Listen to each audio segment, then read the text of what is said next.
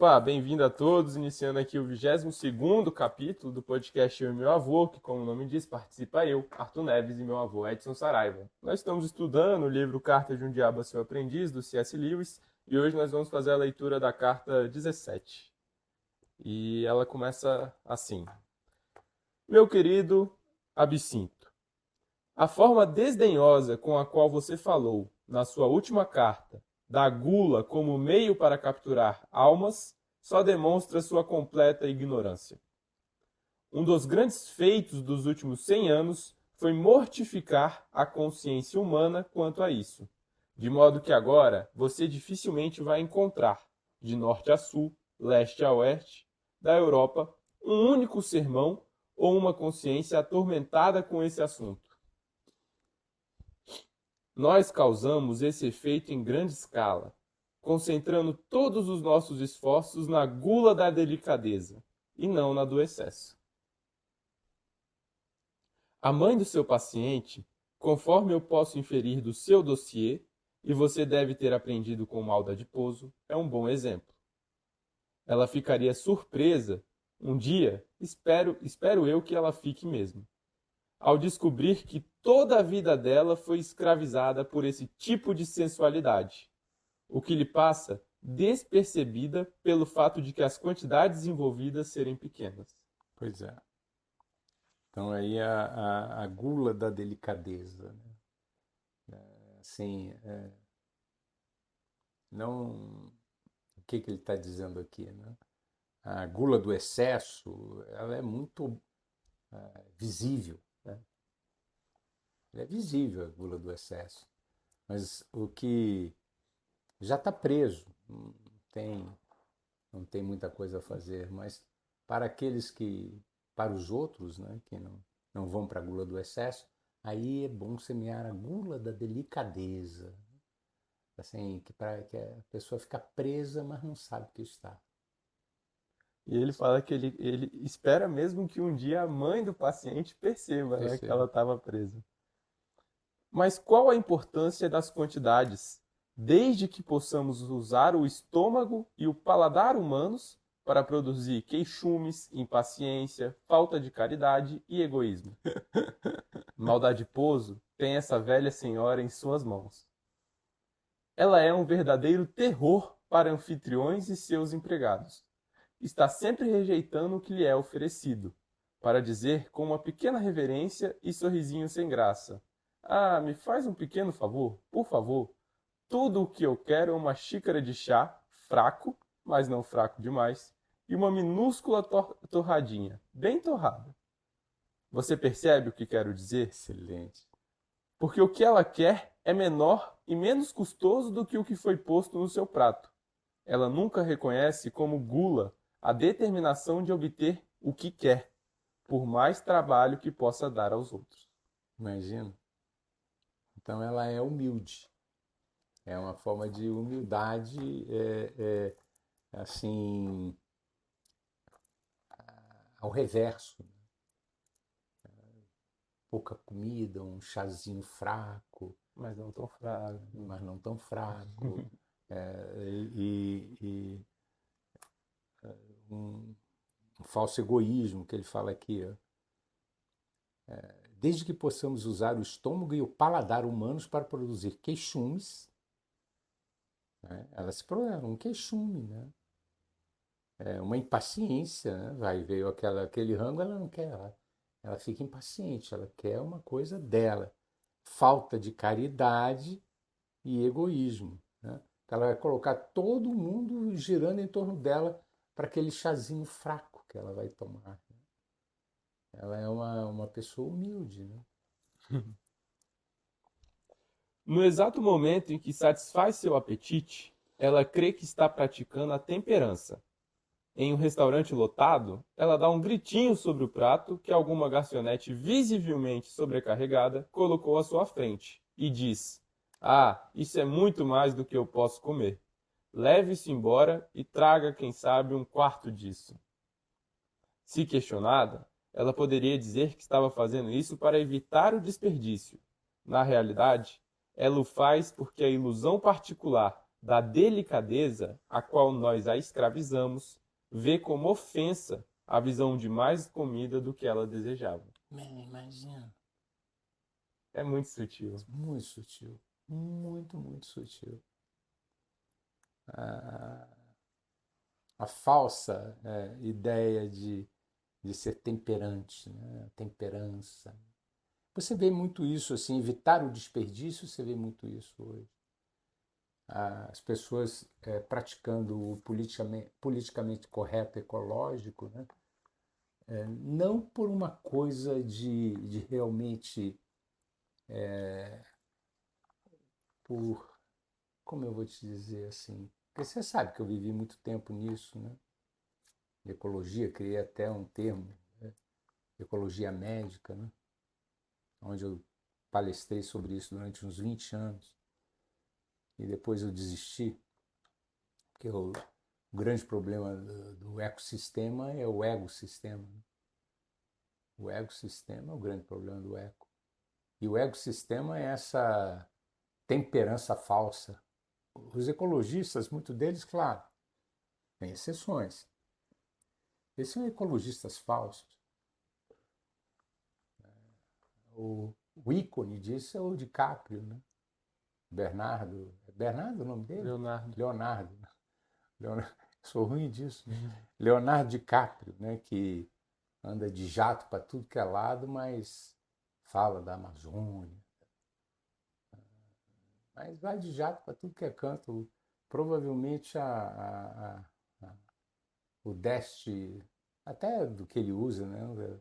As contagens de carbono deve ser muito grande da vida dele.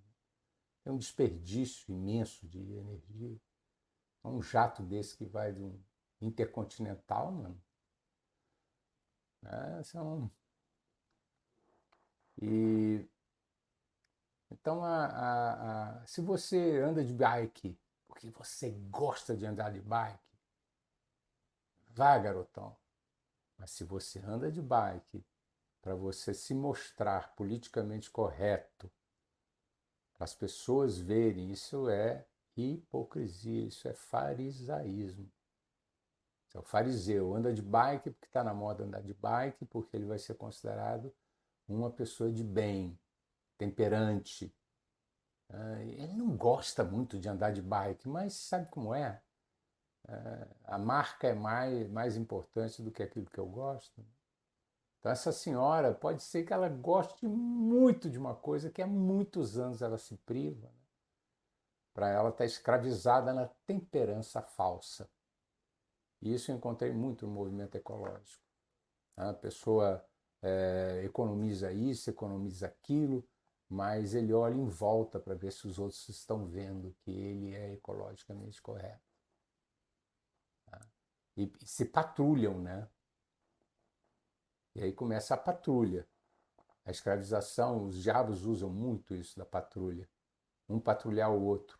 E depois um querer ser melhor do que o outro porque economiza mais papéis.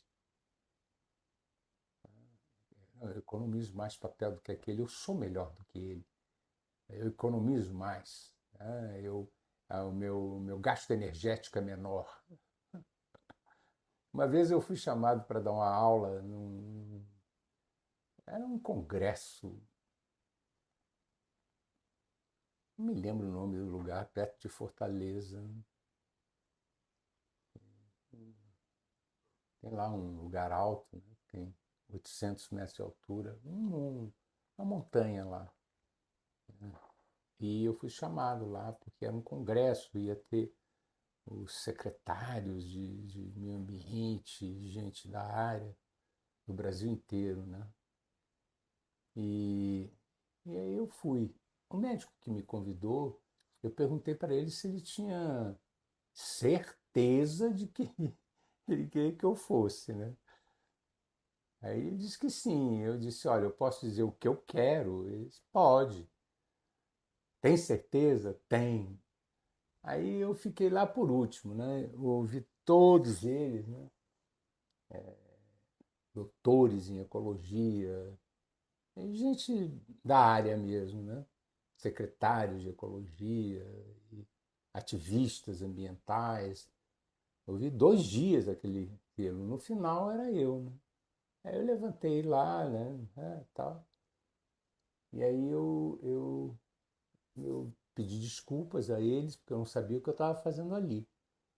Ah, nenhum era médico. Eu era médico e tinha um sistema de ver o ser humano dentro de uma visão que eu considero ecológica, mas assim, eco, né? Vem do grego, né? Oikos, que é casa. Então, nós somos como caramujos, nós levamos a nossa casa para onde vamos. Qual é a nossa casa? O nosso corpo. Né? Como caramujos que somos, né? Nós levamos o nosso corpo para onde vamos. E o nosso corpo é o planeta em pé falando, né? Mas se eu juntar toda a química que faz o meu corpo, eu devo comprar praticamente 90% no mercado internacional, aí por uns quantos? Uns $10. A tabela de Mendeleev, nós não temos toda a tabela de Mendeleev no corpo humano. Mas se eu comprar o que já se encontrou de elementos químicos da tabela de Mendeleev, dá uns $10.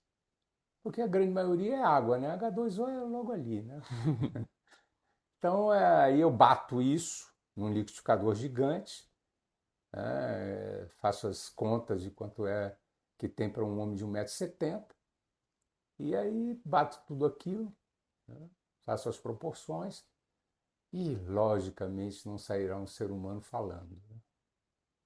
Então, nós somos mais do que um potezinho de moléculas, né? Muito mais do que uma quantidade de minerais que produzem carboidratos e proteínas, gorduras e tudo mais. Então eu montei um estudo sobre isso, né? Do ser humano, levando em consideração que o ser humano fala. Nós somos o planeta em pé falando. Foi um mistério muito profundo. Nós falamos. Né?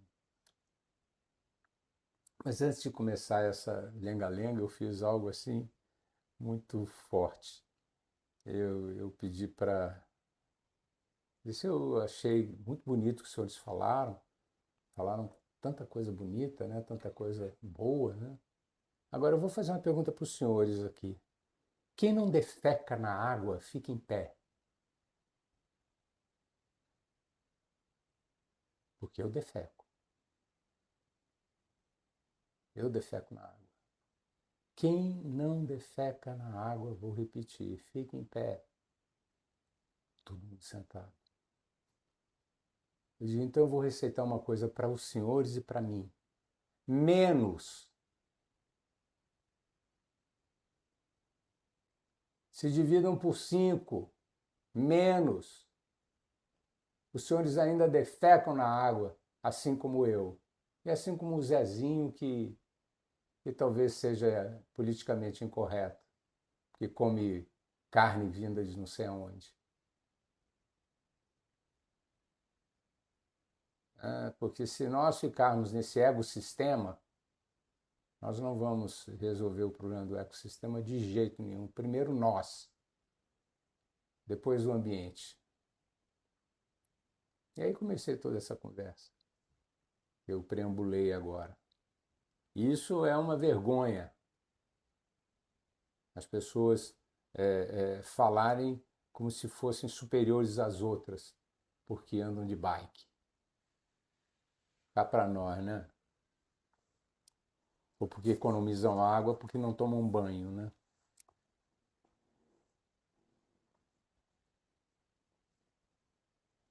O valor real do trabalho silencioso e discreto que o mal adiposo, que é outro demôniozinho, desenvolveu há anos nessa velha senhora, pode ser avaliado pelo modo como o estômago dela agora domina toda a sua vida. A mulher está no estado de espírito que pode ser chamado de tudo o que eu quero. Tudo o que eu quero, tudo o que ela quer é uma xícara de chá adequadamente preparada, ou ovos adequadamente fervidos, ou um pedaço de pão adequadamente torrado. Mas ela nunca acha nenhum serviçal ou nenhum amigo que seja capaz de fazer essas coisas simples de forma apropriada, porque a noção dela do que é apropriado oculta uma demanda insaciável pelos precisos e quase impossíveis prazeres palatáveis que ela imagina se lembrar do passado, um passado descrito por ela como aqueles tempos em que você podia ter bons empregados. Imagina. Aqueles tempos em que você podia ter bons empregados, mas conhecidos por nós como a época em que os sentidos dela eram mais facilmente satisfeitos. E ela tinha prazeres de outros tipos que a tornava menos dependente daquela mesa. Eles escravizaram ela.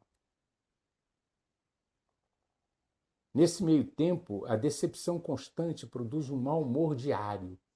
Os cozinheiros acabam pedindo demissão e as amizades esfriam.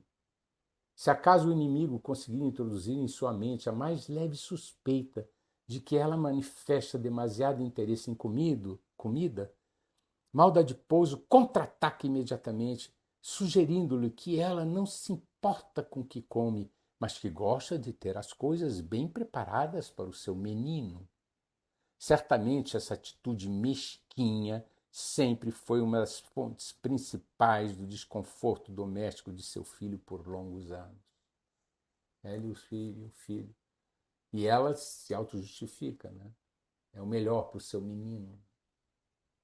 Essas coisas insossas e ela está escravizada nisso, achando que é temperança e que é superior a todos os outros, que ela pratica a temperança. É uma ilusão. E isso pode ser visto em muitas e muitas coisas, Arthur. Os seres humanos, às vezes, estão presos em muitas... Eu dei exemplo aqui dos ecologistas.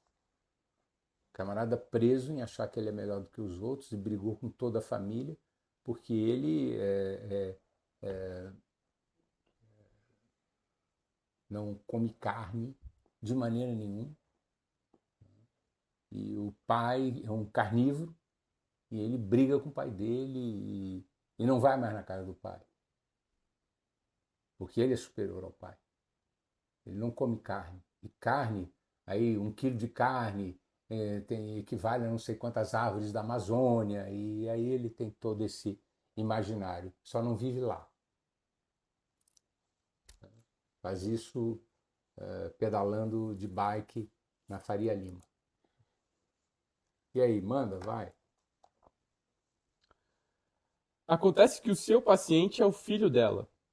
Por mais que, bem acertadamente aliás, você trabalhasse duro em outras frentes, seria bom fazer uma pequena investida silenciosa com respeito à questão da gula.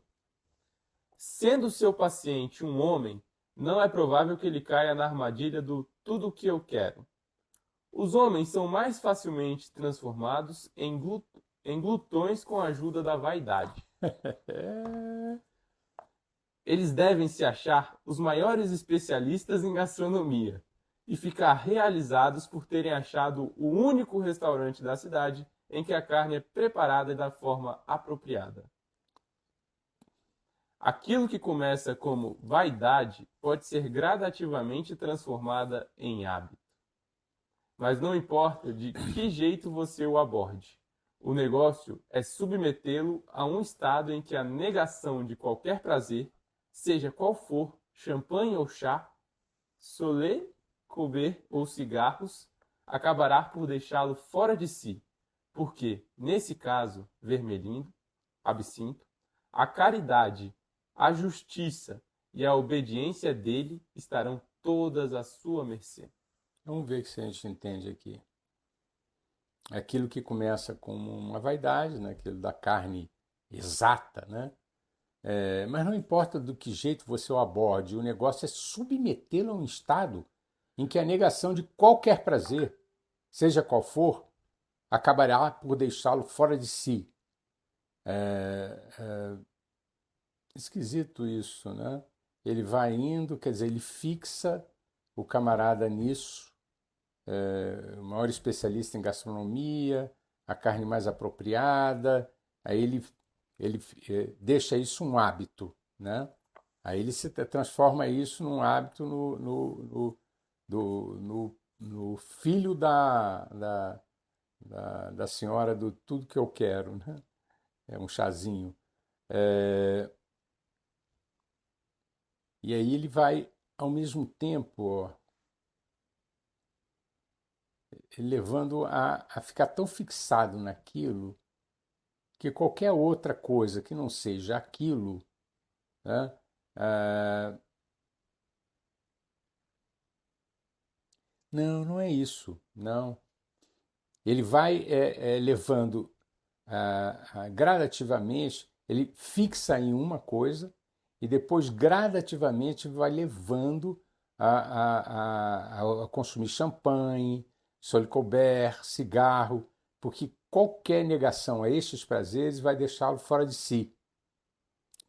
E aí a caridade, a justiça e a obediência dele estarão todos à sua mercê. Ah,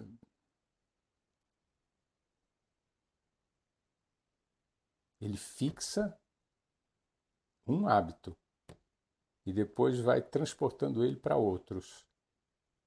E se ele negar aquele primeiro e aqueles outros, ele fica fora de si. E aí é capaz de fazer, de esquecer qualquer outra coisa. Né? A caridade que seria assim, ver o outro, né? O mero comer em excesso é bem menos valioso do que o apreço pela delicadeza. Seu uso principal é constituir artilharia para os ataques à castidade. Seja quanto a esse ou qualquer outro assunto, mantenha esse homem em constantes condições de falsa espiritualidade. Jamais permita que ele note o aspecto medicinal. Faça com que ele continue se perguntando que tipo de orgulho ou falta de fé o entregou em suas mãos quando uma simples pesquisa sobre o que ele estava comendo ou bebendo nas últimas 24 horas mostraria a ele de onde vêm as munições que você dispara. Quer dizer, ele está adoecendo o cara, né? E assim predispô-lo para uma pequena abstinência, para com isso colocar em xeque todo o seu poder de persuasão. Se ele tiver mesmo que pensar no lado medicinal da castidade, façam engolir a grande mentira. Deve ter algum erro de tradução. A grande mentira na qual fizemos os humanos ingleses acreditarem que o exercício físico em excesso, é isso que eles chamam então, e a consequente fadiga são especialmente favoráveis a essa virtude. Eu não entendi a palavra castidade aqui, deve ter uma outra conotação. Porque castidade é algo sexual, né? Uhum. Então aqui talvez seja a temperança mesmo, né, que ele queira dizer. Ou não, não acho que seja temperança não. É outra palavra. Como eles podem crer nisso, levando em conta, aqui é levando em conta a notória luxúria dos marinheiros e dos soldados é uma boa pergunta. Mas nós usamos os professores para vender essa história. Pessoas interessadas na castidade apenas como uma desculpa para praticar esportes e que por isso recomendavam o esporte como auxílio à pureza. Então, nós vamos ter que encontrar a palavra. Mas todo esse negócio é grande demais para tratar no finalzinho de uma carta. Não é a castidade a palavra. É a. Como é que é a religião do fitness? Tem uma religião. O fitness é uma religião. Tem pessoas que são religiosamente fiéis ao fitness, que seriam assim essa coisa da saúde, né? São templos da saúde, né? Então a saúde é onde eles fixam o cara. Ele dá aqui diversas fórmulas para fixar pessoas, né? A temperança de só quer um chazinho, o gourmet, que só come aquela carne, daquela carne ele vai para outras iguarias, né? Uma vaidade que vira um hábito. Um hábito, né? Mas a palavra não é caridade. Sim. Mas então é isso. Um abraço a todos que nos acompanharam até aqui. Na próxima quinta, às 18 horas, tem mais um capítulo do nosso podcast.